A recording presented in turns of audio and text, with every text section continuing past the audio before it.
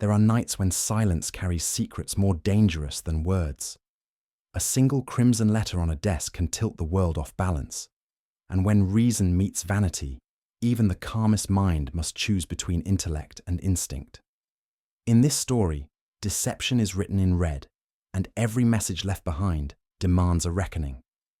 Before we begin, I'd love to know where in the world you're tuning in from, and what time it is for you right now. Let me know in the comments. Settle in, because this mystery begins now. Mornings in the brownstone have their rhythm, part Gregorian chant, part domestic opera. Wolfe's orchids get the first act, Fritz's humming fills in the chorus, and I'm the audience until coffee arrives. The boss is upstairs among his botanical mist clouds, tending to flowers with names longer than police reports, while I'm downstairs arranging the mail into 2 piles, bills and future arguments. It was one of those quiet starts, the kind that lull you into thinking the world's forgotten your address. The phone hadn't rung, and Fritz's humming carried the easy tone of a man who trusts the world not to interfere with breakfast. Then came the sound, faint but sharp, a call from the kitchen. Not a shout, not panic. More like someone seeing a ghost and trying to remember if the ghost was supposed to be friendly. I stood up, stretched, and muttered, "If the sausage burned, he's apologizing to it in German." But the look on Fritz's face when I reached the door told me this wasn't about breakfast. Fritz stood by the table, wringing his hands like a man debating whether to touch a rattlesnake or call for help. On the spotless table lay an envelope, white, ordinary, except for how out of place it looked. No stamps, no creases, no hint of having passed through mortal hands. "Mr. Archie," he whispered, "this was not here when I came in. I swear by the Blessed Virgin." "Relax, Fritz," I said, taking a look. Maybe the tooth fairy left her resignation letter. He didn't smile. Fritz doesn't joke when something upsets his sense of order. "I left the kitchen only for 1 minute, to fetch butter. When I came back..." He gestured helplessly. I leaned closer. The envelope bore no name, no address, no seal. Just sat there, like it had walked in on its own. "Maybe one of Wolfe's crackpot admirers decided to upgrade from phone calls to ghost mail," I said. But Fritz's face had gone pale enough to drain a lemon. Whatever this was, it had rattled him, and that meant it deserved Wolfe's attention. I brought the thing upstairs to the office. Wolfe was already seated behind his desk, enormous and immovable as a mountain considering the weather. He didn't look up when I came in. "You have something that disturbs my digestion?" he asked. "Could be indigestion for both of us." I dropped the envelope onto his desk. "Fritz found this downstairs, no idea who delivered it." Wolfe frowned, which for him was a full emotional performance. He examined the envelope delicately, as though fingerprints might offend it. Written in crimson ink across the front was his name, Nero Wolfe. Nothing else. "Unpleasant colour choice," I said. He slit it open with the ivory letter knife. Inside was a single folded sheet. He opened it slowly, read, then leaned back with the smallest sound in his throat, not surprise but thought. He handed it to me. The handwriting was firm, not fancy, just one line in red ink. "Before the day ends, blood will seek its debt." I let out a low whistle. "Sounds like one of those cheap mystery magazines. You've got a fan with dramatic flair." But Wolfe's face had gone still, like a chess player who just saw the losing move 5 turns ahead. "Well, it's official," I said. "Someone's been sneaking poetry into the mail slot." Wolfe ignored the remark. He held the letter at arm's length, studying it the way he studies people, dispassionately, as if all evidence of humanity were optional. "The phrasing," he said at last, "suggests deliberate construction. No emotional excess, not hysteria, calculation." "Great. So my bet's on a lawyer with insomnia." He scowled. "You are flippant because you lack data. The unknown is intolerable to the facile mind." "Maybe. But the unknown also doesn't pay rent." He folded the letter precisely, placed it beside his chair, and reached for the beer Fritz had just brought in. The gesture was casual, but I could tell from the stiffness in his fingers that the note had hooked him. "Archie," he said, "mockery is for trifles. This is no trifle." "Well, if it's serious, maybe you should tell me which part of it bleeds first." He didn't answer. He was already thinking, which, in Wolfe's case, is the loudest silence known to man. The smell of coffee hit the air like peace in a bottle. Fritz placed the tray down gently, giving Wolfe a glance that mixed reverence with worry. "I should call the police," Wolfe murmured, almost to himself. "Over an anonymous love note in red ink. They'll bring flowers." Pfui. He shot me a glare sharp enough to slice bread. When a man receives a message predicting blood, he must evaluate intent, not language. To dismiss it is folly. "I'm not dismissing it. I'm just saying maybe your mystery correspondent needs a hobby." He sipped his coffee, eyes half closed. "Nonsense, Mr. Goodwin, also follows pattern and purpose. One must learn which kind one faces." That was Wolfe's way of admitting he didn't yet know, which meant I'd be the one running errands until he did. I leaned back. If this turns out to be from a bill collector, I'm sending him a thank you note for shaking up the morning. Wolfe didn't even twitch. His mind was already somewhere behind the curtain of logic where humour didn't apply. By noon, the office had settled into a kind of waiting stillness, the kind you only notice when nothing happens. Wolfe sat reading Montaigne, or pretending to, while the red letter sat squarely in the middle of his desk like a loaded trap. "Expecting company?" I asked. "Yes," he said simply. "Every communication implies its continuation. Whoever sent that expects a response, or intends to deliver one. And we're just going to sit here until the doorbell chimes." He looked up. "Patience, Archie, is not inertia, it is readiness." The grandfather clock ticked in slow rhythm, marking the absence of visitors. By 3 o'clock, even Fritz had run out of polite excuses to peek in. I paced, glanced out the window, checked the phone for dial tone, even considered opening a detective agency in the front hall just to kill the silence. But Wolfe didn't move. He merely watched the letter, occasionally grunting, the sound of logic turning over in his head. By the time dusk began to tint the office windows, I'd started to believe the letter was what it looked like. Nothing but words. That's when the phone rang. The ring sliced through the quiet like a gunshot. Wolfe didn't budge. "Answer it," he said. I picked up. Nero Wolfe's residence. A woman's voice, low, trembling, and close to breaking. "Mr. Wolfe?" "Speaking for him," I said. "What's the trouble?" Silence, then breathing. "Tell him it wasn't meant to." She cut off. I heard a sound, maybe a click, maybe fear, and the line went dead. I held the receiver for a second, listening to static. Wolfe's eyes were on me, sharp and expectant. "Female voice," I said. "Sounded like panic on a leash." He frowned. "Time?" 4 minutes past 6. He nodded once. "Noted." I didn't know what he'd noted, but the look on his face said the waiting was over, whether we wanted it or not. When Wolfe came down from the plant rooms, I filled him in. He listened without interruption, then gave a single, heavy sigh. "The day," he said, "will not end without consequence." He took the red letter from his desk, glanced at it once, and set it down again, open and silent. "Remain here, Archie. If a messenger comes, he must not be misdirected." "Sure," I said. "I'll keep the welcome mat out for doom." But he was already turning away. The orchids waited, and so did something else. If there's one thing Nero Wolfe can't abide, it's waiting. That morning, he sat in his oversized chair, with the self-control of a sultan watching the clock insult him. The mysterious sender of the red ink letter was supposed to appear, or so Wolfe's logic decreed. But as the minutes thickened into hours, his patience thinned faster than Fritz's morning coffee. The cup on his desk had gone cold, but Wolfe wouldn't allow it to be replaced. "It represents continuity," he said.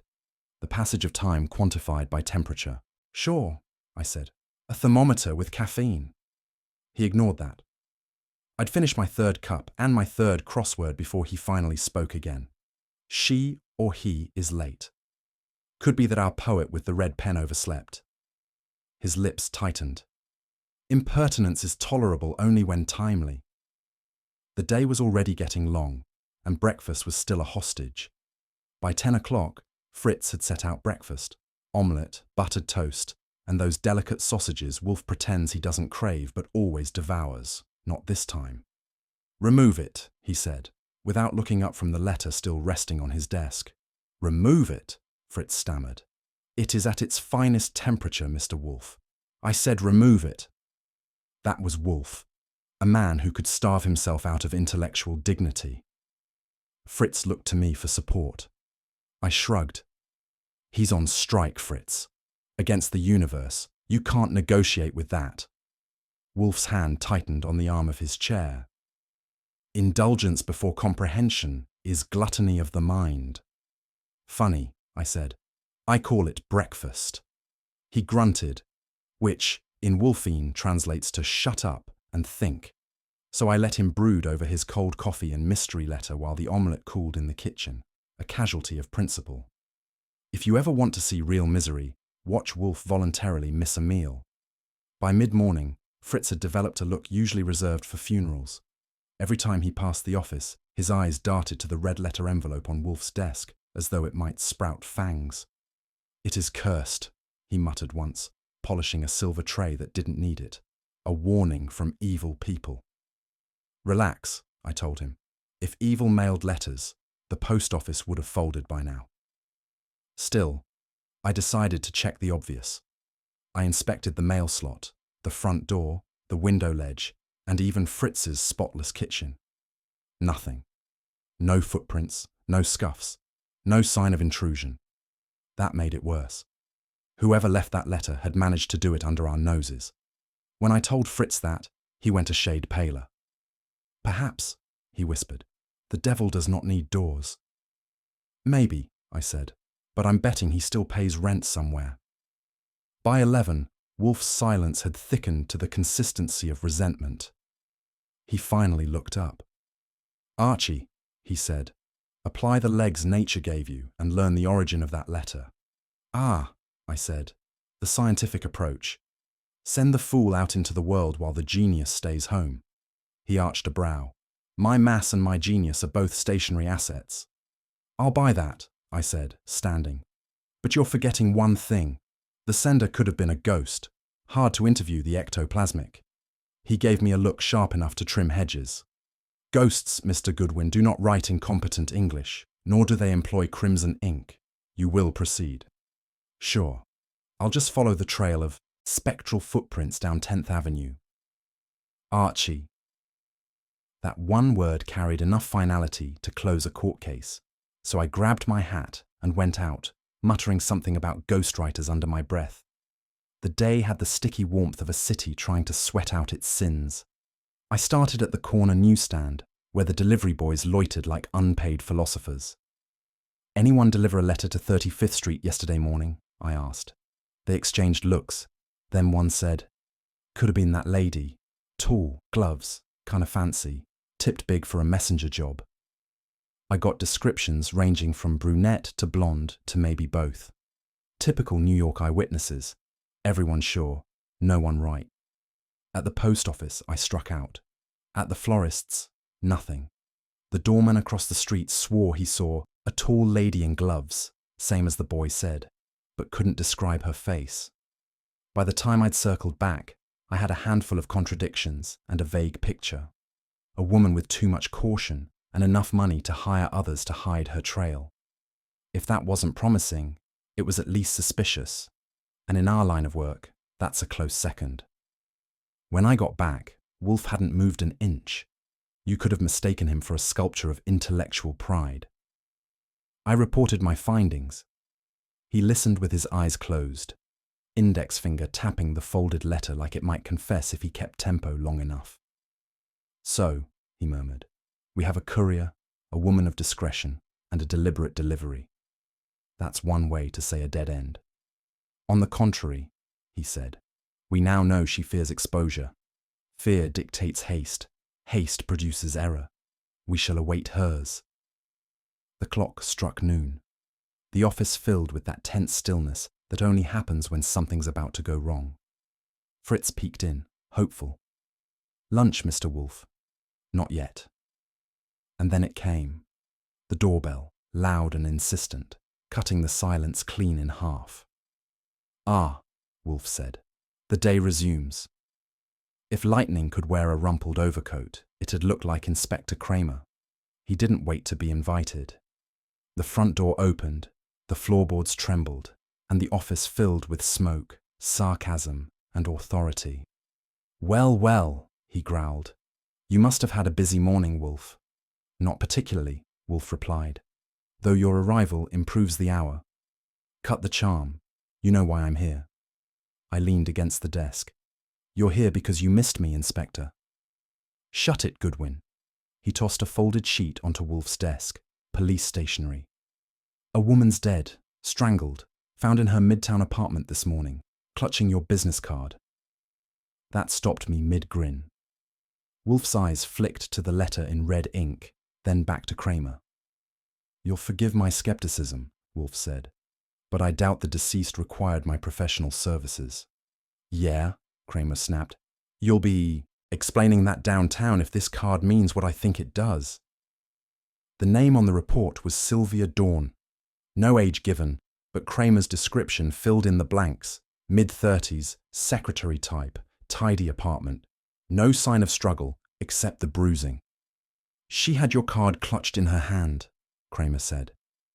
"Tight enough to leave an imprint. Want to tell me why?" "I do not," Wolfe said calmly. "Because I don't know," Kramer snorted. "That's new."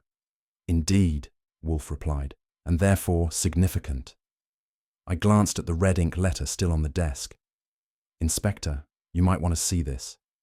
He read it, frowned, and shot me a glare. "When'd this show up?" "Yesterday morning. No sender, no signature." Kramer puffed smoke toward the ceiling. "So someone warns you about blood, and the next day a woman's dead holding your card. Convenient." Wolfe's eyes narrowed. "Inconvenient, Inspector. Deeply so." For once, Kramer didn't have a comeback. He just pocketed his cigar stub and muttered, "Don't leave town." As the door slammed behind him, Wolfe's gaze fixed on the red letter, and for the first time I could tell, he'd taken it personally. I've made a lot of unpleasant trips for Wolfe in my time, but heading into Midtown that afternoon carried a special brand of gloom. The sky hung low and grey, the air smelled like wet pavement and newspaper ink, and the traffic snarled with the usual chorus of taxi horns and bad tempers. It was the kind of day New York looked like it was made entirely of cigarette smoke and regret. At Sylvia Dawn's building, the police had already arrived. 2 radio cars stood crooked at the curb, and a patrolman with the expression of a man guarding the crown jewels blocked the entrance. He knew me, which wasn't a comfort. Inside, the hallway smelled of floor wax and tragedy. The detective at the door checked my ID, then let me through with a shrug. He didn't need to tell me what waited upstairs. The look on his face said it all. I straightened my tie, which suddenly felt too tight, and went in. The apartment was the kind that tried to look expensive, but didn't have the budget for it. Sparse furniture, clean lines, a couple of second-hand paintings pretending to be art. Everything was unnervingly neat, except for one toppled chair and a broken teacup on the rug. Sylvia Dawn sat in the center of it all, draped in a velvet armchair as though she'd simply paused for breath and forgotten to start again. Death hadn't touched her face harshly. It had the polite restraint of someone who knew she wouldn't be staying long. The smell of perfume lingered faintly. Expensive, with the kind of understatement money buys. It mingled with the sharper scent of cold ashes from the fireplace. I looked around. No forced entry. No blood. Just the eerie sense that the room itself was holding its breath. Someone had ended her life with the same precision. Wolfe used on a logic problem, clean, efficient, and without mercy. I bent closer. Her right hand hung limp, fingers curled. There was something clenched between them, not quite visible. But before I could check, a voice I knew too well interrupted. I turned toward the fireplace. Half-burnt paper glowed faintly in the grey ash, whispering smoke. Curiosity may not be a healthy trait in my profession, but it's a necessary one. I fished the thing out with the poker. It was a photograph, singed at the edges but stubbornly surviving. The image showed a man's hand resting on a desk, neat cuff, gold cufflink, and part of a face above it. Only part, but enough to tell me it wasn't some random snapshot. Someone had tried to destroy it in a hurry, and that made it valuable. I glanced around. No one was watching. The officers were in the next room arguing about statements. I slipped the photo into my pocket. If there's one rule in Wolfe's book, it's never discard a clue others overlook. My rule's simpler. If it's half burned, it's half the story. The ashes still smoked when Kramer's gravelly voice hit the air behind me like thunder from a bad storm. "Well, well, if it isn't Goodwin," Kramer said, his grin wide enough to belong in a crime comic. "Didn't take long for you and Wolfe to show up." "Pure coincidence," I told him. "We like to keep ahead of the newspapers." He stepped closer, hands on hips, cigar chewing the corner of his mouth. "Cut the cute talk. You expect me to believe Wolfe didn't know about this? A woman turns up strangled, and she's clutching his card like it's a will." "Maybe she was a fan," I said. "You'd be surprised how many women find fat men fascinating." That earned me a glare that could curdle milk. "Don't get smart, Goodwin. You tell Wolfe from me. If he's holding out, I'll have his license, his orchids, and maybe his roof." "Make sure you send a receipt," I said. He didn't answer, just watched me like a man measuring where to hammer the next nail. That grin stayed, though. Kramer only smiles when he thinks he's found a way to make Wolfe sweat.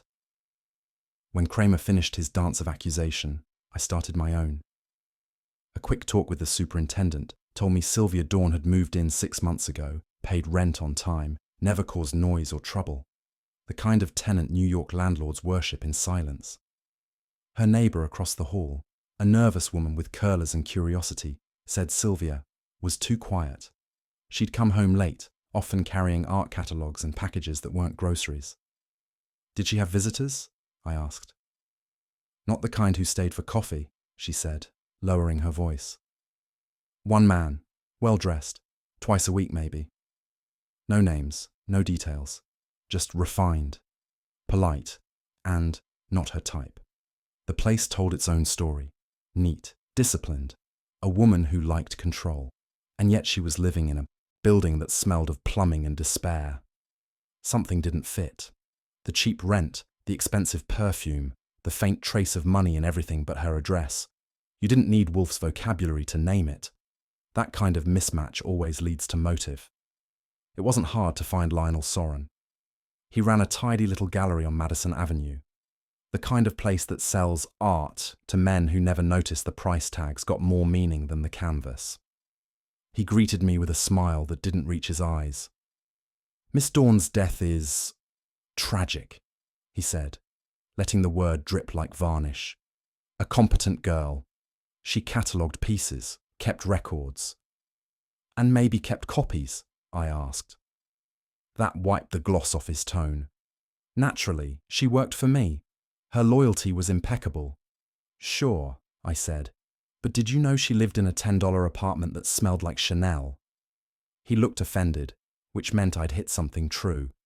I pay fair wages. "Then you must pay in gold dust." At the mention of Wolfe's name, his confidence cracked. His fingers twitched toward the desk drawer, then away. "I don't know what any of this has to do with Mr. Wolfe." "Neither do I said, "but somehow he always ends up in the middle." Soren's office could have been a museum of expensive restraint. Pale walls, silent clocks, and one too many ashtrays. On his desk, beside the ledger, sat a letter. A familiar letter.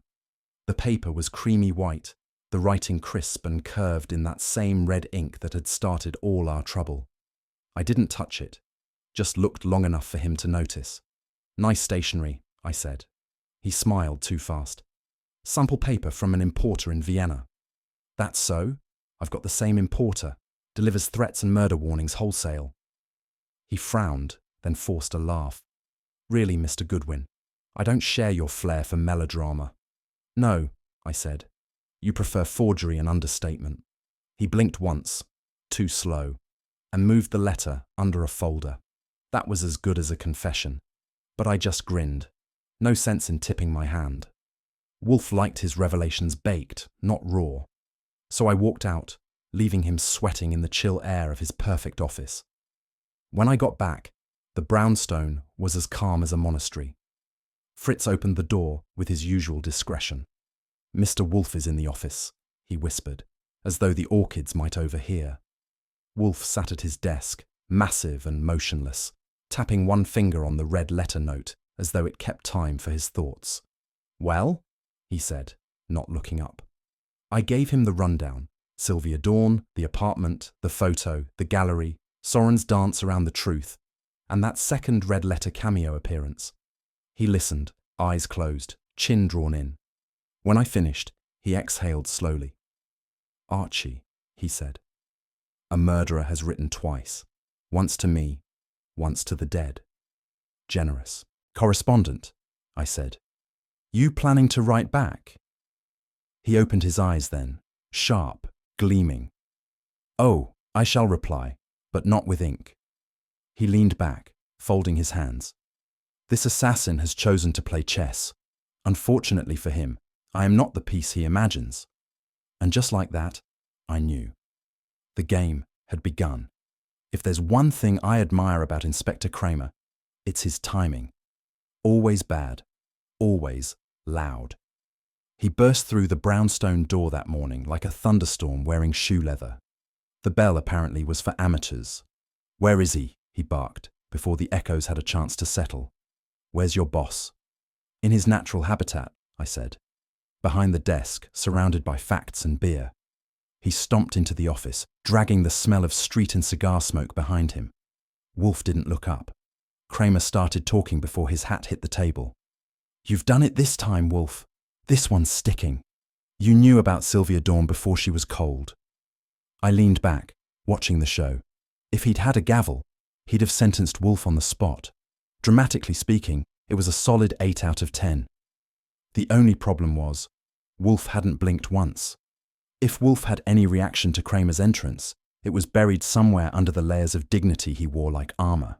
He sat there, broad and solid, his yellow shirt immaculate, his face the definition of unamused civility. "Good morning, Inspector," he said finally, his tone suggesting he meant the opposite. "Do sit, or storm, whichever suits your metabolism." Kramer scowled, which meant he'd sit, but only after he'd made a point of staying standing another 5 seconds.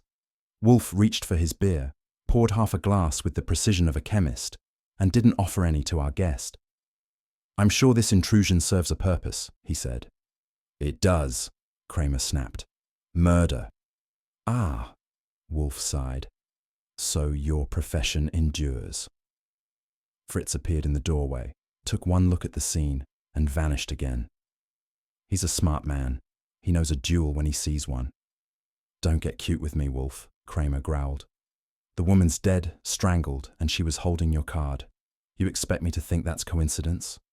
Wolfe's eyebrows lifted half an inch, his equivalent of a gasp. "Coincidence is not my habit, Inspector, nor my fault." I cut in. "You're wasting your breath, Kramer. Wolfe only strangles logic, not people." "Shut up, Goodwin." That was his refrain, and it never went out of style. Kramer jabbed a finger toward Wolfe. "You knew she'd die. That letter proves it." "I knew," Wolfe said evenly, "that some anonymous correspondent possessed a flair for the melodramatic. That is all. Oh, sure, Kramer said. And the next corpse will probably just be another admirer. I was about to point out how Wolfe's admirers were generally limited to books and beer, but Wolfe raised a hand. One gesture. That was enough to silence the room. He was shifting gears, from irritation to lecture. Inspector, Wolfe began, in that heavy, deliberate tone that made even angry men listen. You possess the disadvantage of conviction without comprehension. You have substituted inference for fact and crowned it as reason. That, he added, is not deduction. It is self-flattery. Kramer's jaw twitched. Save the Latin for your orchids. Latin, Wolfe said mildly, happens to be the language of precision, which your accusation lacks. I leaned back, enjoying the spectacle. Wolfe in full lecture mode was a rare pleasure, provided you weren't the one being educated. The premise, Wolfe continued, that foreknowledge implies participation is unsound. Were it valid, every astrologer would be in prison. Maybe they should be, Kramer muttered. Wolfe ignored him. You operate on emotion, Inspector. I operate on evidence. Bring me something beyond your indignation, and I shall entertain it. Until then, he waved a hand. This is noise. Kramer glared, but he'd lost the initiative. And Wolfe never returned what he'd taken. Kramer's fist came down on Wolfe's desk, hard enough to rattle the beer glass. You think you can sit here and mock a murder case? I think, Wolfe replied, I can sit wherever I please. That did it. The inspector turned crimson, the colour of a man trying to outshout logic and failing. Don't push me, Wolfe. I can get a warrant before lunch. Pfui! Wolfe said it like punctuation, dismissing both threat and speaker in one syllable. The room froze on that sound. Fritz appeared again, discreet as a whisper, carrying a tray. The timing was perfect. One polite cough from him was enough to remind everyone of civility, or at least decency. Wolfe turned slightly. Fritz, please show the inspector to the door when he is ready to remember his manners. That was Wolfe's version of a knockout punch. Kramer's face was a weather forecast, mostly stormy with a chance of homicide. He snatched his hat off the table and headed for the door. Don't think this is over, he warned. Of course not, Wolfe said. Murder never is. I followed him into the hall, mostly to make sure he didn't strangle Fritz on the way out. Inspector, I said, for the record, that was one of your better tantrums. Solid volume, good pacing, but you lose points for originality. He wheeled on me. You ever get tired of your mouth, Goodwin? Never, I said. It's union work. He left in a cloud of cigar smoke and fury. Back in the office, Wolfe gave me a look that could freeze soup. Archie, refrain from provoking men who carry pistols. The precincts deserve pity, not ridicule. Sure, I said. But ridicule's more fun. His glare softened. Slightly. Imbecile, he muttered, which I took as affection. Peace settled, or what passes for peace in Wolfe's office after Kramer's exit. The red ink letter still sat on the desk, neat and ominous. I looked at it. The way this thing's shaping up, it's starting to feel like the curse of the red letter. Wolfe's eyes lifted slowly. Archie, spare me superstition. There is no curse. Good. I was planning to sell tickets. He didn't smile. This letter was not a threat, it was an invitation. Invitation to what? Murder. To participation, he said. Someone wishes us involved, compelled by curiosity or vanity. The trap is intellectual, not physical. And we, my dear Archie, have already accepted. By existing. That was Wolfe, turning a murder note into philosophy before lunch. I eyed the paper again. Well, if that's an invitation, I'm declining the next one. Too late, he said. We are now correspondents in another man's design. And that, I admit, sent a chill through even me. Wolfe sat back in his chair, the very picture of sedentary sovereignty, while I stood there like a private drafted for a war I hadn't volunteered for. The red letter lay on his desk between us, flanked by an atlas, a half-empty beer glass, and the morning mail. a still life titled Intellectual Displeasure. "You will go," he said, "to the dealers who dealt with Sylvia Dawn. Observe, inquire, and refrain from making a nuisance of yourself. That's like telling a fish not to swim. Archie," he said, "you may swim, but not splash."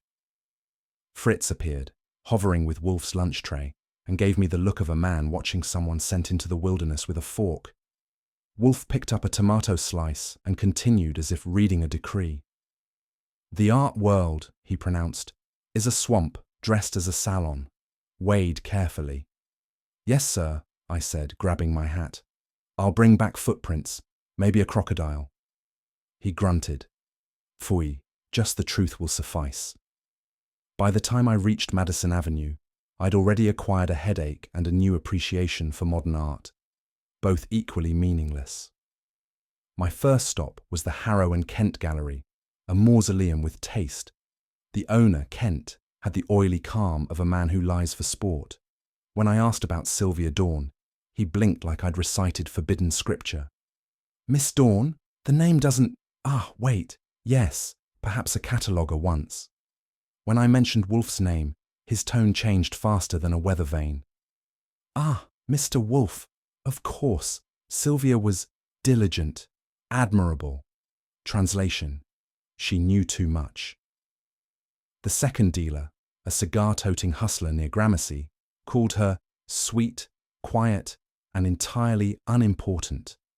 The third, a nervous man with a French accent that came and went like bad radio reception, told me she handled provenance files, then added, "But she was too clever." 3 dealers, 1 pattern, each, pretended ignorance until Wolfe's name came up, then tripped over their own adjectives. I left the last one polishing non-existent dust from a sculpture of Aphrodite. It was the cleanest lie I'd ever seen. The fourth stop, I wasn't counting but my feet were, was a smaller gallery in the East 60s, where the carpets were worn and the staff weren't. A young assistant, pale as unfinished marble, hovered near a typewriter. When I dropped Sylvia Dawn's name, her fingers froze. "I shouldn't talk about her," she said. "Then don't," I said. "Just answer questions I don't ask." That earned me a nervous laugh. She admitted Sylvia had worked there briefly, helping the owner, a Mr. Dandridge, prepare an auction list. She was very capable, the girl said. Mr. Dandridge liked her too much. People noticed. People meaning you. A flush crept up her neck. Well, he's married. So, jealousy and gossip, I said. That's always good for the art business. She left suddenly, the girl added. The day before, it happened. Her voice faltered. I thanked her and stepped out. If she was lying, it was the kind that came from guilt, not conspiracy. Still, guilt has a way of being useful, once Wolfe gets his hands on it. Next on my errand list, Victor Hallen. The name had floated through Sylvia's file once, a restorer with a knack for forgeries and a record to match. His studio was in a cluttered loft that smelled of turpentine, whiskey, and bad decisions. He opened the door halfway, eyes bloodshot and jaw unshaven. You the police? No, worse, I said. I work for Nero Wolfe. That got a blink. The detective? Sometimes he calls himself that. Mostly he calls me. He stepped aside. The room was chaos. Easels, rags, half-finished paintings. His fingers were stained with green pigment that had no business on a man's skin. When I mentioned Sylvia, his hands trembled slightly. She was good, he said softly. Too good. Didn't deserve what happened. You mean being dead? He glared. Don't twist it. She wasn't mixed up in anything crooked. Sure, I said. And you're just a misunderstood Monet. He slammed his paint knife down. Get out. I did, but not before noticing the fresh stain on his cuff. Red paint. Maybe. Or maybe not. If you spend long enough chasing shadows in New York, eventually one of them tips its hat. Mine wore the name Soren. It kept showing up in whispers, on invoices, in Hallen's nervous tone, and in a gallery ledger that looked too clean. A librarian at the Museum of Modern Art, who owed me a favour, helped fill in the blanks. Lionel Soren had quietly acquired a private collection after the war, a family inheritance, supposedly shipped from Vienna. The problem was, parts of that inheritance had once hung in other people's houses, people who never lived to file insurance, claims. Sylvia Dawn, it turned out, had been cataloguing Soren's treasures for months, identifying each piece's origin and history. If she'd found proof of theft, that could make her a target. Stolen art, the librarian whispered. It's a dangerous secret. You don't expose it. It exposes you. By the time I left, the trail smelled less like oil paint and more like blood, and I had the distinct feeling that Wolfe's swamp metaphor hadn't been exaggeration. Wolfe's instructions were short.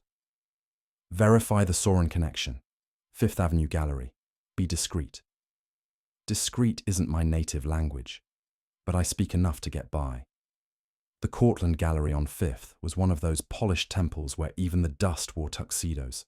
The place dripped with quiet money, velvet curtains, chandelier light, and enough pretense to choke an egret. The manager was slim, slick, and practiced in the art of pretending ignorance. "We know Mr. Soren?" I asked. A pause.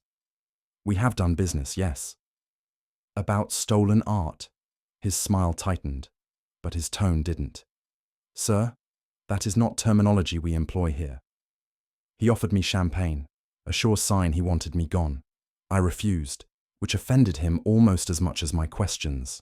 Still, his eyes flickered when I mentioned Sylvia Dawn. It was small, but in this gallery, every brushstroke mattered. As the manager tried to steer me toward the door, I took a leisurely detour. The gallery walls were lined with landscapes, portraits, and the kind of modern art that looks like spilled soup. But one display caught my eye. A brass plate under an empty stretch of wall. Landscape with violin. Artist unknown. "What's supposed to be there?" I asked. He froze. "It's under restoration." "Strange," I said. "The wall disagrees." The faint outline of the missing frame still marked the wallpaper, too recent to be an accident. "I told you, restoration," he said again, but his voice had thinned. "Sure," I said, "and I'm the Mona Lisa." He didn't laugh. Neither did I. Sylvia Dawn's name had been tied to cataloguing this gallery's stock. If she'd known what had vanished, it might have been enough to get her killed. I left him stammering and stepped out into the street. The city's air felt fresher than usual, which was saying something. I found a payphone 2 blocks away and dialed home.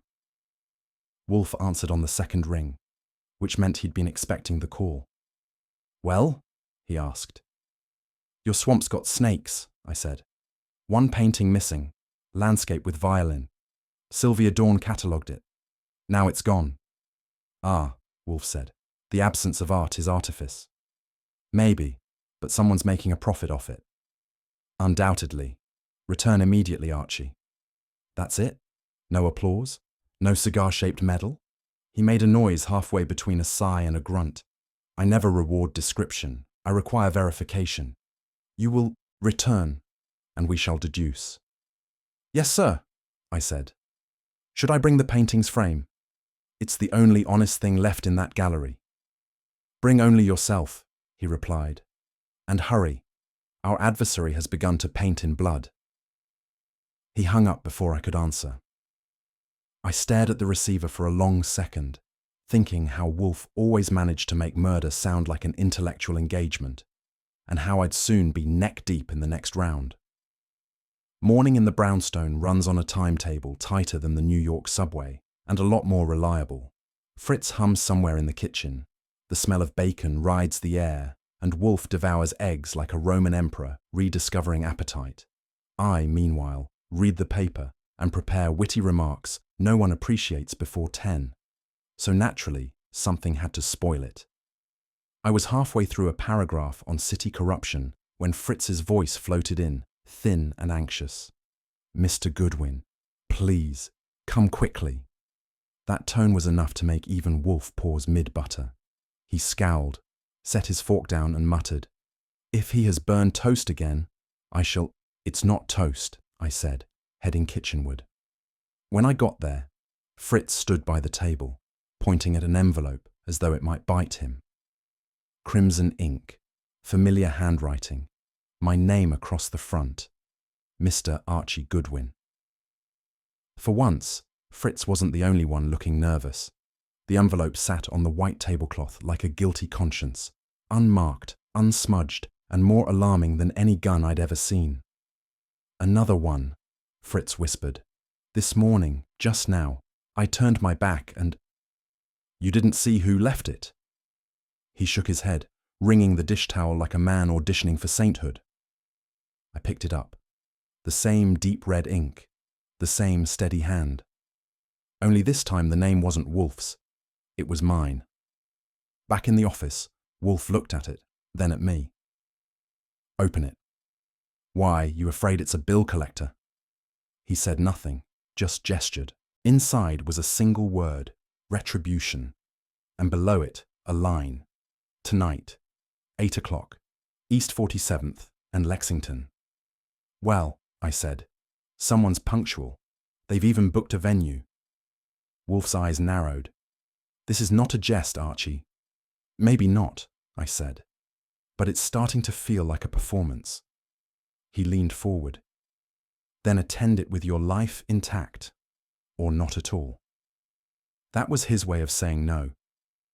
You haven't lived until you've been lectured by Nero Wolfe in full moral flight.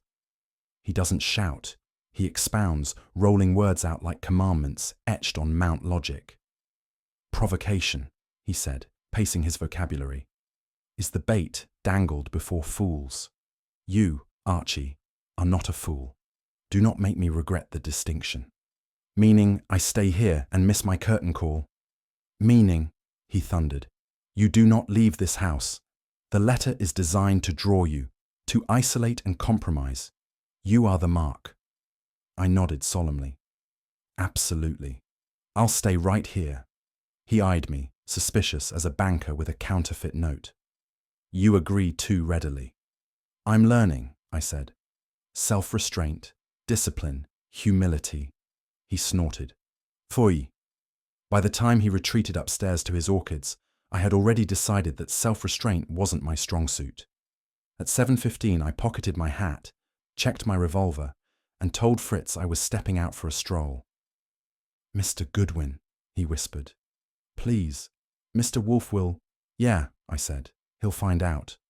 That's the fun part." Lexington Avenue after dark has a personality problem. Too busy for ghosts, too quiet for comfort.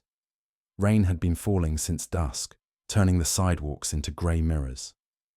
I arrived at East 47th with the punctuality of a man about to make a mistake. The address was a side street between a shuttered bakery and a pawn shop. Cozy, if you like your atmosphere damp and sinister. I waited under a flickering lamp, collar turned up, pretending I didn't care who might be watching. The city hummed faintly in the distance, all taxis and broken promises. I checked my watch. 7:59. No one. At 8 sharp, a shadow moved near the mouth of the alley. I tensed. Habit, not fear. "Archie Goodwin?" a voice called. "That depends," I said. "Who's asking? Santa Claus or the IRS?" No answer, just the sound of shoes splashing through puddles. Whoever this was, they were either brave or foolish, and in my experience, both get shot about the same. He appeared then, a thin man in a soaked overcoat, face half hidden by his hat brim. He had something in his hand, a white envelope already stained by rain. "For you," he muttered. "Mr. Goodwin." He didn't finish. The crack of the shot tore through the rain like a whip. He jerked once, the envelope fluttering away as he folded to the pavement with a wet thud. Instinct took over. I ducked behind the nearest doorway, gun drawn, eyes searching the darkness. Nothing.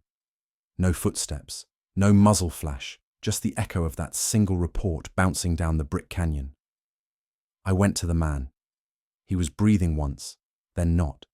His hand still gripped what was left of the envelope, torn in half, the ink bleeding into pulp. I picked up the pieces, read letters again. Wolfe had called it bait. He hadn't mentioned that it came with corpses. Sirens sliced the silence before I'd even stood up. Someone had phoned this one in early. I had 10 seconds to decide between running and standing still, and only an idiot runs from cops with a body at his feet.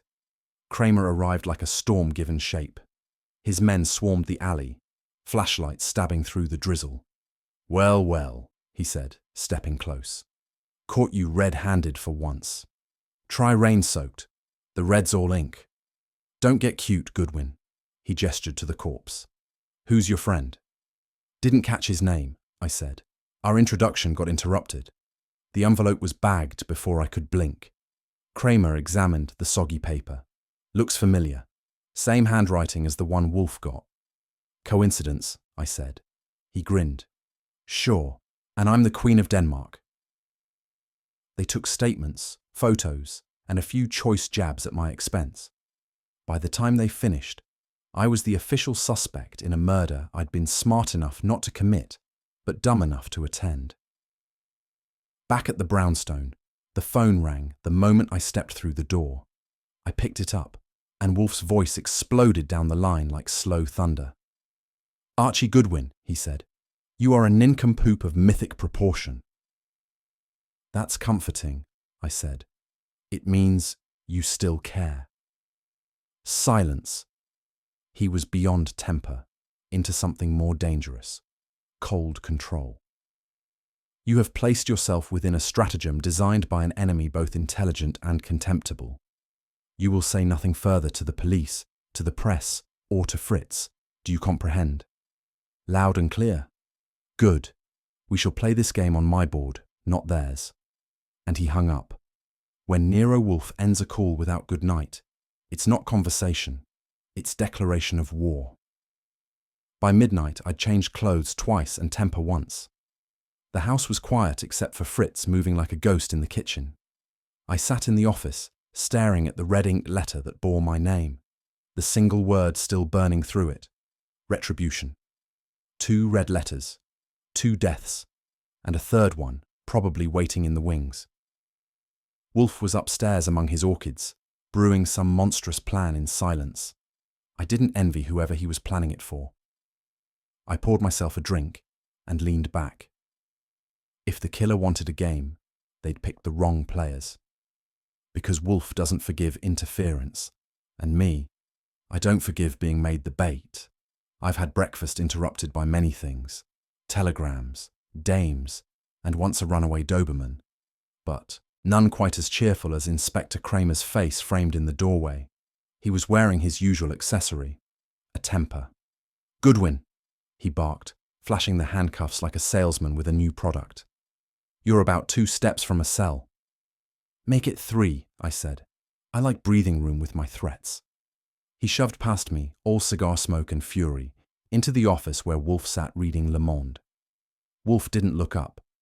"Arrest him," Kramer growled, "unless you can prove your golden boy didn't shoot that stiff in the alley." Wolfe sighed. "Inspector, it is too early in the day for melodrama, and too late for your intelligence." Kramer turned a colour found only in sunsets and bad tempers. I poured coffee and gestured at the table. "If we're negotiating my future, at least let's do it over breakfast. Bacon improves everything, even police work." Kramer didn't smile. Wolfe did, barely. Kramer finally stormed out, slamming the door like punctuation. The office settled back into silence, except for the clock ticking and Wolfe muttering in Latin, a sure sign he was either composing a strategy or an obituary. He turned to me. "Archie, your judgment is that of a trout pursuing a hook." "Thanks," I said.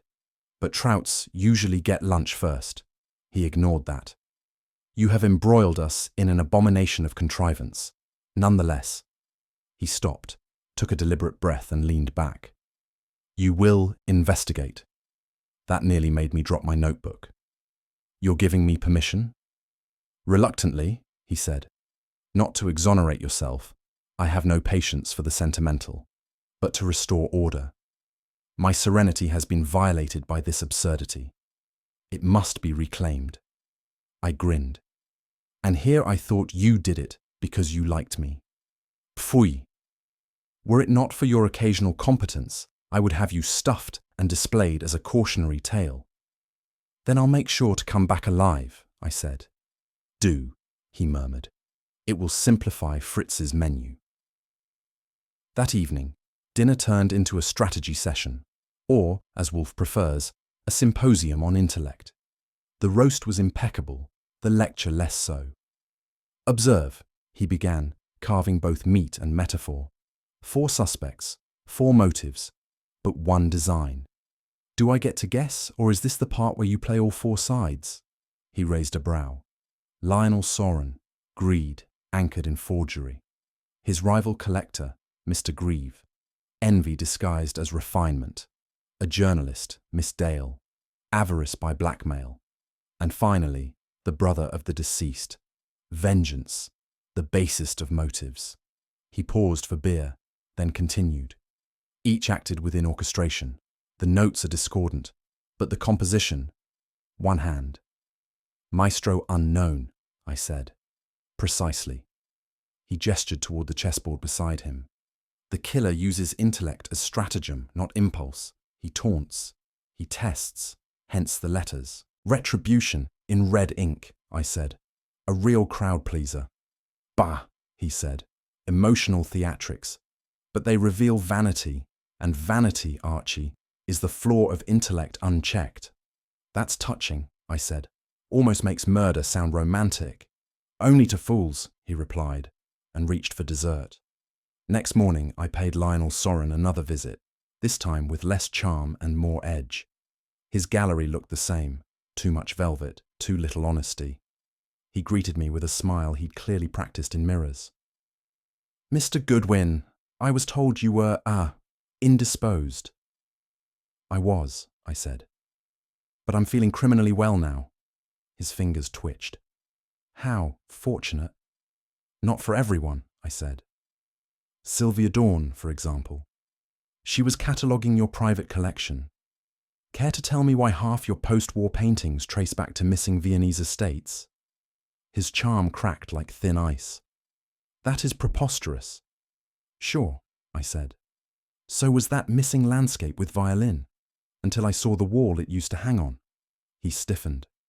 You're making dangerous insinuations. Maybe, I said, but at least I make them with good grammar. Tell me, Soren, how far would you go to keep your collection intact? He didn't answer, just stared at me, jaw tight. When I left, his smile hadn't returned, but the fear behind his eyes had gotten bigger, and fear, as Wolfe always says, is more revealing than confession.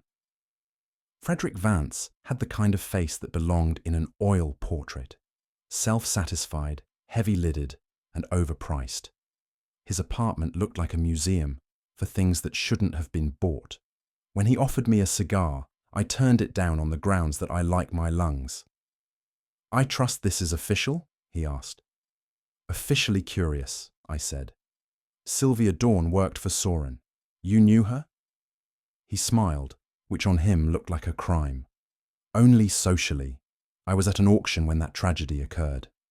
Here, he flourished a paper. Receipt for a Degas sketch, time-stamped 8:20 p.m. Neat, I said. Sylvia was killed around 8:10. The smile twitched. Coincidence? Sure. New York's full of them. Ever notice how many murderers have alibis that start 10 minutes too late? His eyes narrowed. You're implying. I'm implying you like showing off. A man who buys art to prove he can afford it isn't far from one who kills to prove he's smarter than the rest. He rose, indignant. Leave. I did, but not before noting the fresh ink on the receipt. Some alibis dry slower than others. Maxine Rule worked for the Evening Clarion, which meant she could smell scandal better than most bloodhounds smell lunch. Her office was a nest of typewriters, cigarette smoke, and overdue headlines. Archie Goodwin, she said, lighting up. Wolfe's boy.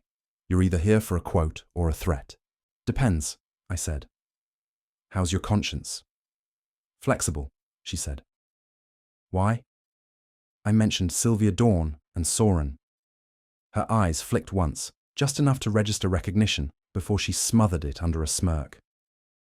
I wrote about Soren's private dealings, she said.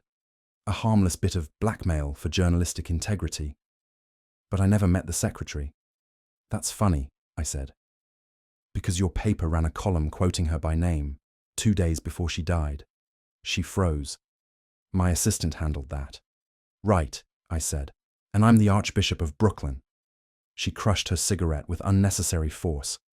Listen, Goodwin, people in that circle collect more than art, secrets, debts, leverage. That girl found something worth dying for. Yeah, I said.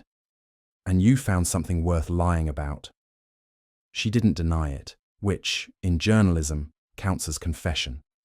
Sylvia's brother lived in a cramped studio that smelled of turpentine and regret. His name was Henry Dawn, and he painted the way most men drink, to forget. I know why you're here, he said before I spoke. You think I killed her. I think you're angry, I said. But that's not a crime. Not yet. He shrugged, hands streaked with charcoal. Soren used her, promised her a future, paid her like a clerk. When she wanted out, he reminded her of the agreements. What kind? Verbal, he said, and binding. She was scared. Did she tell you that? His jaw clenched. She didn't have to.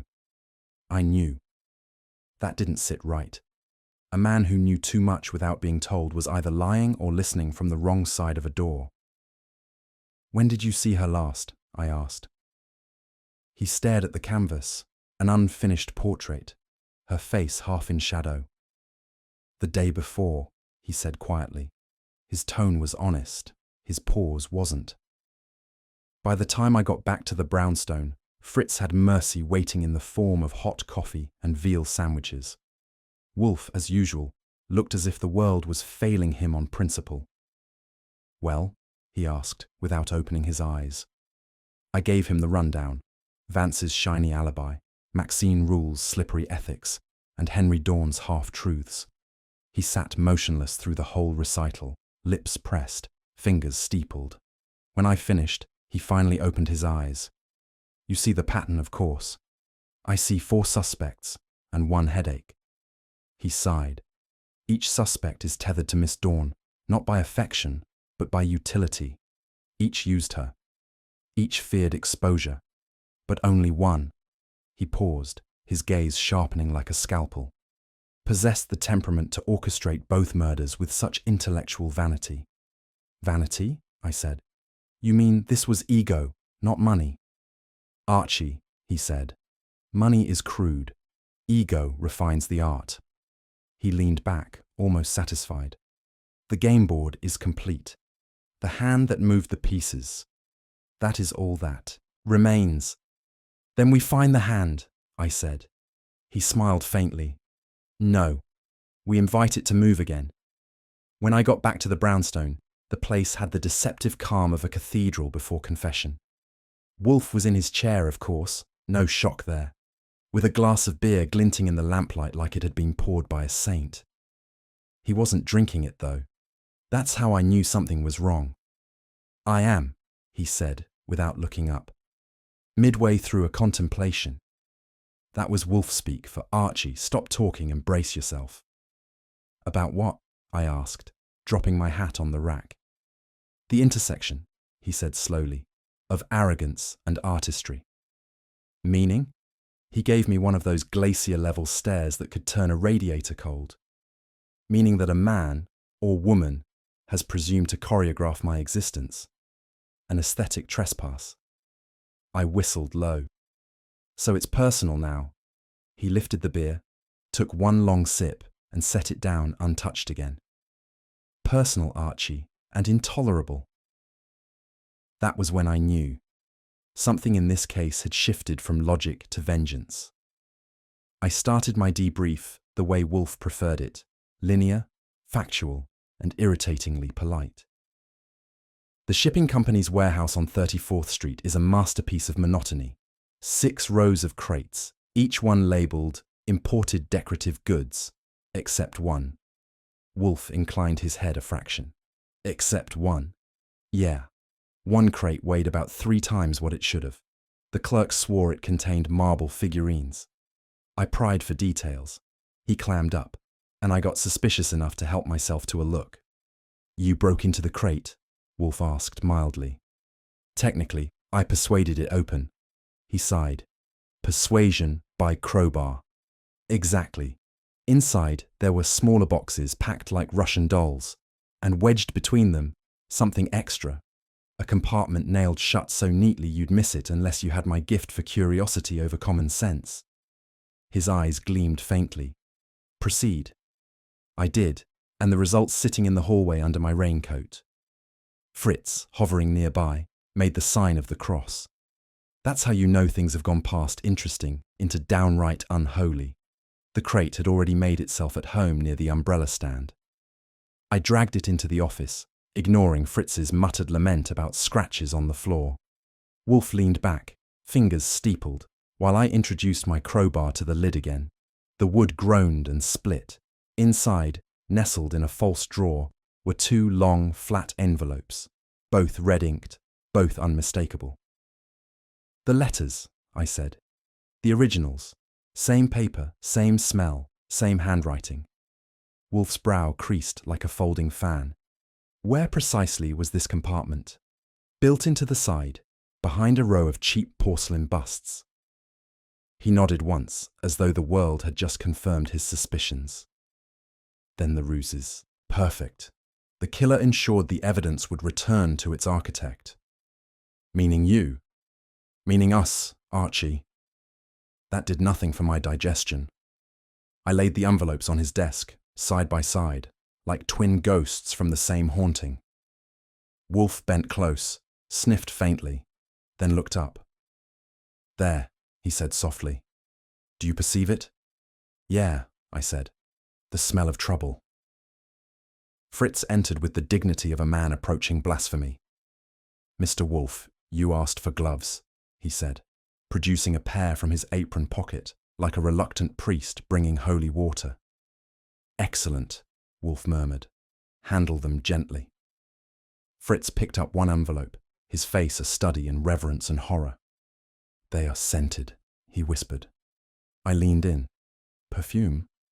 Vanilla, he said, inhaling with expert precision. Soft, but deliberate. Wolfe's eyes brightened. Precisely. A woman's attempt at invisibility, a fragrance so common it escapes notice. Yet it betrays the hand. Fritz blinked. A woman, then? Wolfe smiled faintly. If it were a man, he would have chosen musk. Vanity's gender is as predictable as nature's. Fritz looked scandalized. I grinned. Archie, Wolfe said, make a note. The ink, the paper, the perfume, all of one provenance. This is not a collaboration of criminals, but a single artist repeating her brushstroke. Fritz crossed himself again. She must be dangerous. She is, Wolfe said, because she believes herself clever. By the time I'd finished cataloguing, Wolfe had sunk into his chair, expression carved from granite. Archie, he said at last, you may cease pretending to be impressed by coincidence. Never started, I said. What's the score? He gestured toward the letters. I examined the handwriting when the first arrived. It is elegant, but contrived. A script born of self-admiration. The writer has rehearsed her hand to appear natural. That, paradoxically, exposes her. You said her. Yes. The perfume confirms it, but so does the rhythm of her phrasing. Each sentence shaped like a stage cue. The assassin composes drama, not communication. So she's writing for an audience. Indeed. And her audience is me. I blinked. You're saying she's not threatening you. She's collaborating. In essence, he said. By sending these letters, she has declared partnership. Each death serves as punctuation to her argument. I frowned. And what's the argument? He looked at me, eyes sharp as scalpels. that Nero Wolfe can be made a participant in murder, whether he consents or not. That silenced even me. I don't shock easily. Occupational hazard. But that line hit harder than a blackjack. You mean she's using you, I said slowly. She kills, leaves your name on the evidence, and watches the police dance while you solve her mess. Precisely. And when you finally name her, she wins twice, Wolfe finished, for she has orchestrated both the act and its resolution. I sat back, whistling. That's not a frame-up. That's performance art. An abominable phrase, he said, but apt. Fritz murmured something in German that sounded like a prayer. Let me guess, I said. She'll keep sending these little valentines until the curtain drops? Unless I alter the script, Wolfe said. By doing what? Ignoring it. He gave me the look of a man tolerating idiocy.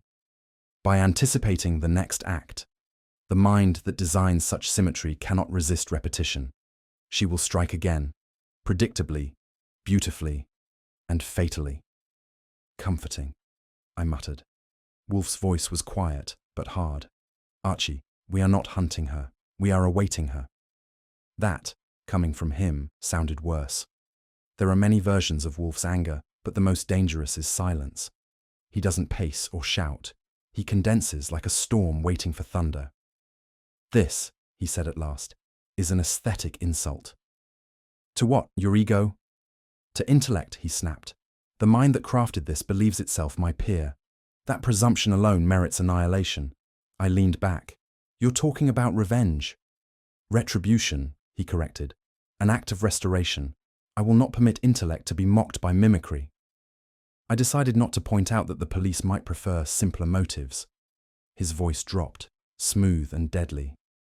She has not merely taken life, she has violated the symmetry of thought. To provoke Nero Wolfe is to invite extinction, not by passion, but by precision. Fritz hovered by the doorway, white as flour. I gave him a reassuring grin I didn't feel. Wolfe turned to me. Archie, assemble what you've gathered. Tomorrow, we begin the correction. I didn't ask what that meant. His tone made it clear. The killer's education was about to begin. When Wolfe disappears into his orchid rooms, it's never a retreat, it's reconnaissance. I followed him to the threshold out of habit, but the air stopped me cold. The smell of the orchids, warm, damp, and faintly sweet, couldn't cover the sharper note in the air. Betrayal doesn't have a scent, but if it did, it'd smell like ink and vanilla. He moved among the flowers like a general among soldiers. Archie, he said without turning, you understand why this cannot stand. Because she made it personal. He looked back, eyes narrowed. Because she made it imperfect. That was Wolfe, fury dressed in philosophy. He stared at a single bloom, purple and trembling under the light. A lie repeated with precision becomes truth to fools. Our murderer is a fool with artistry. She believes imitation is creation. I let him have the moment. The beer on his desk downstairs would go flat before he touched it again. When I finally left him alone with his orchids, the house felt heavier, like it was waiting for the next move. The game had started, and for once, Wolfe wasn't just playing to win. He was playing to destroy. If Nero Wolfe had been born in another century, he'd have been running the Inquisition, minus the travel. By 7 that evening, the brownstone looked less like an office and more like a courtroom with better upholstery. Wolfe had ordered chairs set in a semicircle, each positioned for maximum discomfort. Symmetry aids comprehension, he said, as I dragged the last one into place. A mind in disorder perceives only noise. Sure, I said, and the orchids glowering from above will probably make them sing like nightingales. He ignored me, which meant he agreed. Fritz, drafted as moral support and bartender, polished glasses with the concentration of a surgeon about to operate. On the desk, Wolfe's beer gleamed like a loaded weapon. Archie, Wolfe said, no interruptions once we begin. The truth requires silence. Got it, I said. One word from me, and it's either an epiphany or a gunshot. He looked up, unamused. Your restraint, if achieved, will be notable. The stage was set. The wolves were gathering, the sheep unsuspecting, and Wolfe, serene as a hangman, waited for twilight to turn judgmental. Inspector Kramer arrived 10 minutes early, which meant he was twice as irritable as usual. He stormed in like weather, smelling of cigars and impatience. I don't know what circus you're running, Wolfe, he growled, but if you've got these people in my city under false pretenses, I'll shut this down myself. Good evening, Inspector, Wolfe said smoothly. You'll find no falsehoods here, only their consequences. Kramer snorted. You love your words, don't you? Maybe you can talk this case solved for once. I took his hat before he threw it at someone and said, Evening, Inspector.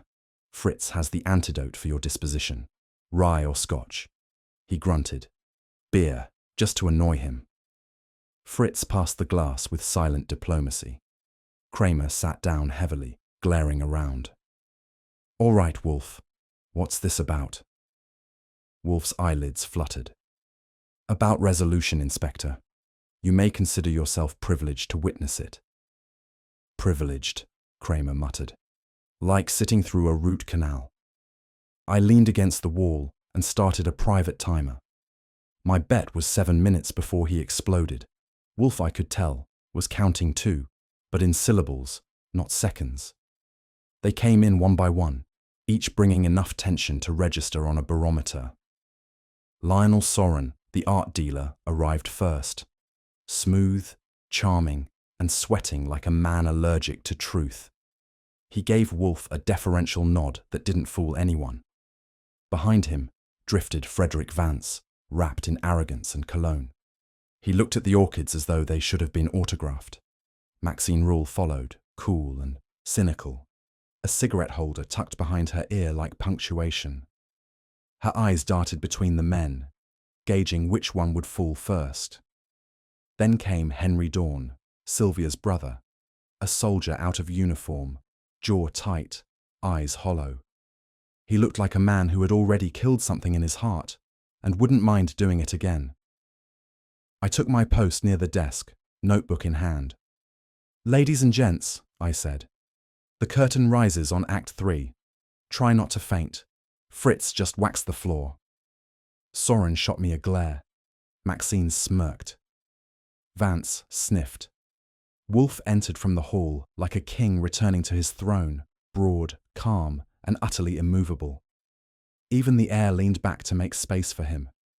When Wolfe speaks in that tone, measured, deliberate, low, you could hear a watch tick 3 rooms away. Ladies and gentlemen, he began, we have reached the terminus of deception. Each of you contributed to it, some through greed, some through vanity, and one through murder. That got the desired effect. Soren stiffened, Vance shifted, Maxine lit her cigarette, and Henry Dawn's hand tightened on his knee. Wolfe continued as though discussing the weather. Miss Sylvia Dawn was neither a thief nor a fool. She uncovered a chain of forgeries connecting Mr. Soren's collection to wartime thefts, a revelation fatal to commerce and pride alike. Soren started to speak, but Wolfe lifted a finger, and silence obeyed. Mr. Vance, your alibi was an exhibition in forgery itself, the ink on your auction receipt still fresh. Vance's mouth opened, then closed.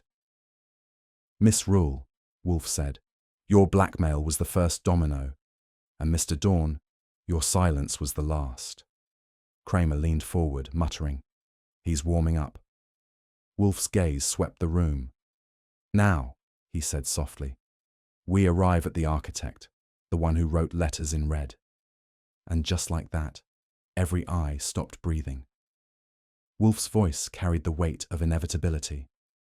The letters, he said, are the fulcrum on which this sordid mechanism turns. Soren frowned. Letters? What letters? The red ink notes, Wolfe replied. The ones that drew attention, to me, to Miss Dawn, and away from the true center. He gestured toward the desk, where the crimson envelopes lay like small, smug corpses. They were not threats, gentlemen. They were invitations, Kramer grunted. Invitations to what? To folly, Wolfe said simply. The killer sought participation, my participation. The letters lured me to the stage so that when the final act arrived, the audience would applaud my guilt. That got them listening. The logic, he continued, is exquisite. A brilliant misdirection, murder disguised as tribute. The killer knew my habits, my reputation, my detestation of chaos, so he baited me with precision, red ink, artifice, and ego. I couldn't resist. So the whole thing's a show. Starring you. Yes, Wolfe said, tone dry as parchment. But directed by a fool who underestimated his lead actor. A long silence followed. Even Kramer didn't argue. Observe, Wolfe added softly. Misdirection is artistry, but when art overreaches, it reveals the hand that painted it. Wolfe adjusted in his chair, the slight movement of a planet realigning its orbit. The murderer, he said, did not kill for money. Greed is vulgar, nor for passion. That would imply humanity. No, this was an act of vanity. He let the words settle like dust. Maxine Rule shifted uncomfortably. Vanity? You mean pride? Not quite, Wolfe said. Pride admires itself in silence. Vanity performs. The killer sought to prove superiority. To me, to all of you, to the world that never noticed his brilliance. Each death was not concealment, but proclamation. His gaze moved from face to face, pausing just long enough to tighten the air. Sylvia Dawn uncovered him. She saw not a genius, but a forger. A man dressing mediocrity in grandeur. Vance laughed, brittle and high. That's absurd. Is it? Wolfe asked. You mistake denial for poise, Mr. Vance. The truly secure do not laugh when cornered. Kramer shifted in his chair. You're saying this was personal? Intimately, Wolfe replied. A duel of intellect. The killer sought to match wits with me, and has, alas, succeeded only in exposing his own deficiency. That was when Vance's cigar went out, and his confidence with it. Let us complete the sequence, Wolfe said, his tone now judicial. 2 murders, 2 letters, 1 absent painting, landscape with violin. Vance's eyes twitched. Coincidence, he muttered.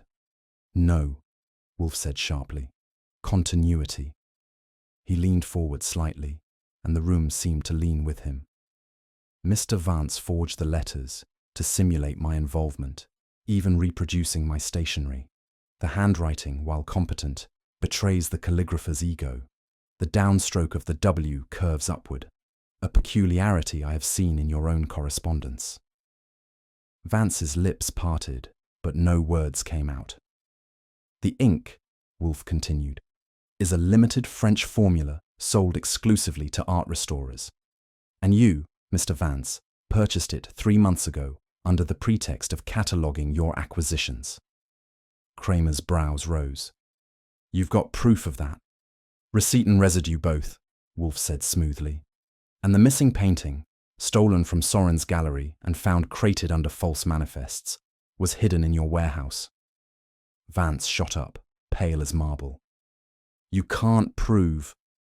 I can demonstrate, Wolfe interrupted. The letters, the forgery, the theft, the murder, all share one author. Your vanity, Mr. Vance, has signed them every bit as clearly as your name. That's when Vance stopped breathing. For a moment, nobody moved. The orchids above seemed to hold their breath. Then Vance broke. His face crumpled, not from fear, but from the sheer exhaustion of pretense. I didn't mean, he began, then stopped, shaking his head. She was going to ruin everything. My collection, my reputation. She was going to reveal you, Wolfe said, almost gently. Vance's voice cracked. She mocked me, said my restorations were lies.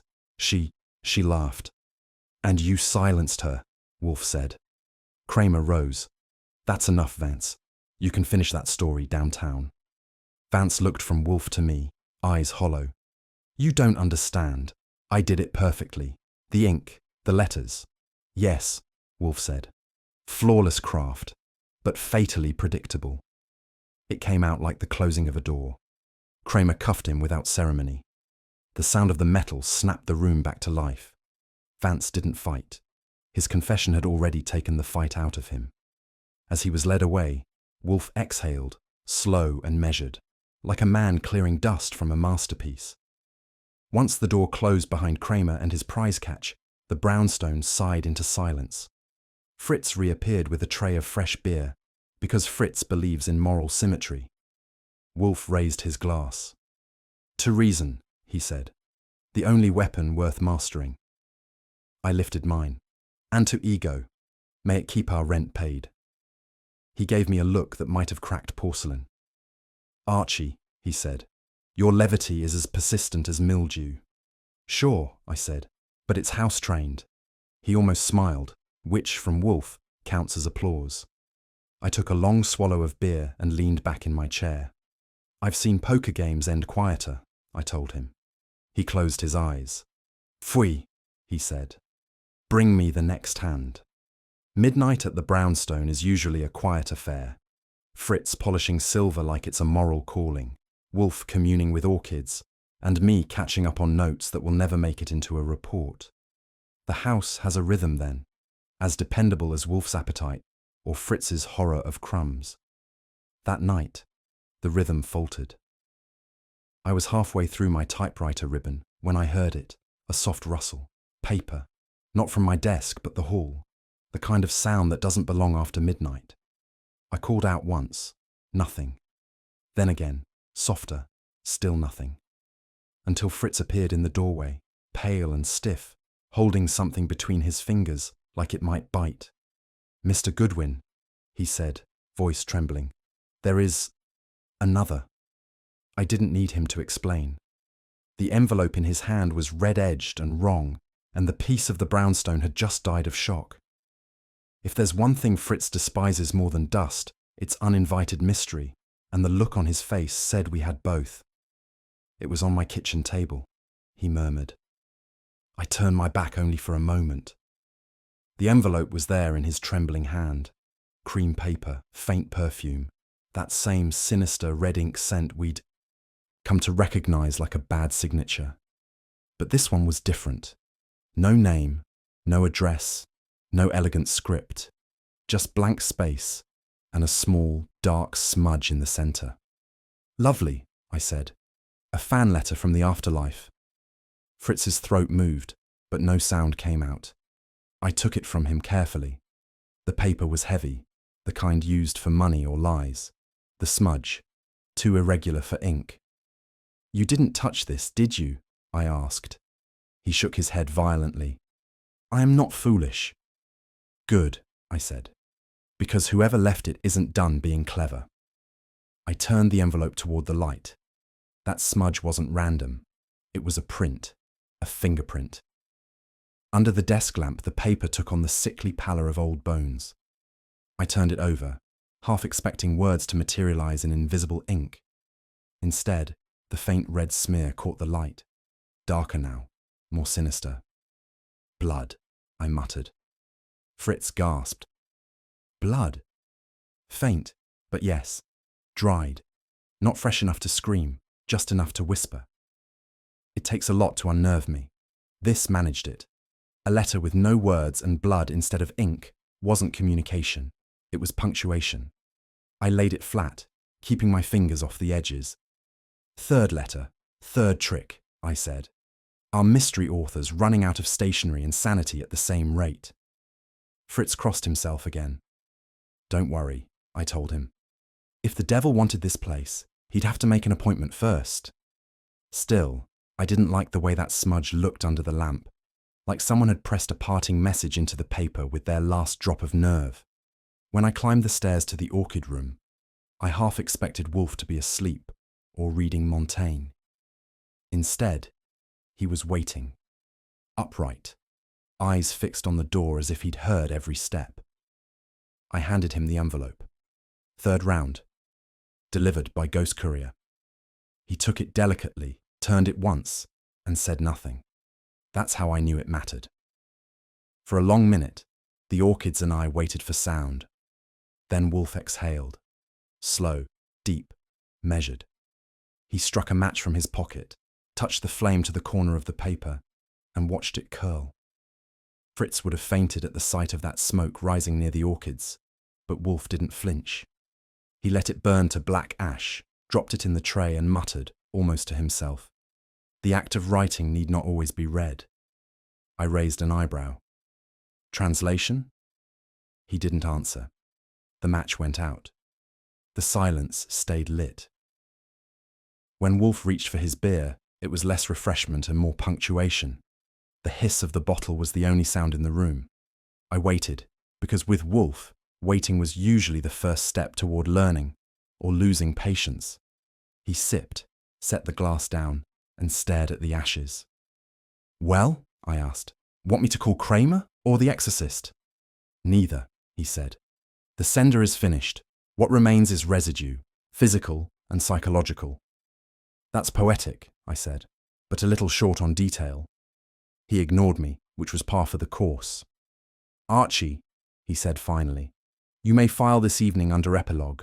The murderer has already written his last word. We are merely reading its echo." That sounded like the end of a sermon, but I wasn't about to argue theology with a man who could out-talk St. Peter. The ashes trembled in the air current, and the smell of smoke mixed with orchids, an uneasy perfume. Later, when the office was dim and Fritz had retired to his sanctuary of saucepans, I sat alone with the typewriter and the echo of the case. The city outside hummed like a machine that didn't care who it had just crushed. I looked at the empty beer glass, at Wolfe's chair still tilted in its royal slouch, and thought about the letters. Red ink, lies, vanity, and finally silence. The typewriter keys waited, but I didn't have the right words. Maybe Wolfe was right. Some writing shouldn't be read. When he came back from the orchids, he didn't speak. He just sat, eyes closed, breathing the quiet like it was part of the investigation. I said, "Sometimes the dead write better letters than the living. They never spell the truth wrong." He grunted. Approval or irritation, your guess.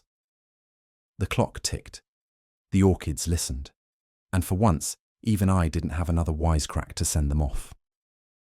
In the quiet aftermath, the brownstone held its breath again. Orchids serene. The night outside untroubled by the storm that had passed through human hearts.